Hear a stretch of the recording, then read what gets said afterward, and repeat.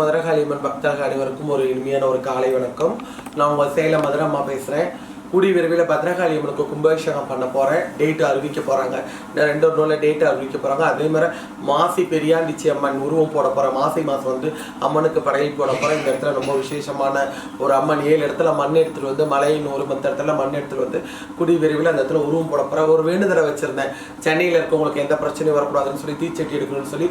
அது மாசி அமாவாசையில் மலையனூரில் அந்த தீச்சட்டி எடுத்து அந்த கோரிக்கையை முடிக்க போகிறேன். 2வது இப்போ சின்ன கோவில் மதுரகாளியம்மன் கோவில் அடுத்தது கும்பாபிஷேகம். இப்போ வனபத்ரகாளியம்மனுக்கு கும்பாபிஷேகம் பண்ணி அம்மனை தனித்தனியாக பிரித்து வச்சு எந்தெந்த தெய்வத்தை எந்தெந்த இடத்துல வைக்கணும்னு சொல்லி ஆகவன முறையில் இப்போ இந்த வேலையை பார்த்துட்டு இருக்கேன். கூடிய விரைவில் பத்ரகாளியம்மன் கோவில் கும்பாபிஷேகம் முடிஞ்சோன்னு மதுரகாளியம்மன் கோவில் கும்பாபிஷேகம் இருக்கு. இந்த பத்ரகாளியம்மன் கோவில் கும்பாபிஷேகத்துக்கு நிறைய பக்தர்கள் தீர்த்த கூட எடுக்கிறேன்னு சொல்லியிருக்காங்க. ஒவ்வொரு ஆண்களாக இருக்கட்டும் பெண்களாக இருக்கட்டும் தீர்த்த கூட எடுக்கிறவங்களுக்கு கோயில் சார்பாக ஒரு குடமும் ஒரு புடவையும் என் பக்தர்கள் அன்பளிப்பாக வாங்கி தரேன்னு சொல்லி 4 பேர் பொறுப்பு வைத்திருக்காங்க. இது போல எல்லா ஒரு விஷயங்களும் நல்ல முறையாக நடக்க என்னோட சேனலை பாருங்க. என்னை பற்றி தெரிஞ்சுக்க சேனலை பாருங்க. எந்தெந்த நேரத்தில் எப்படி சேனல்ல போடுறாங்க, எந்தெந்த டைம்ல போடுறாங்கன்னு கண்டிப்பா அதை தெரிஞ்சுக்குங்க.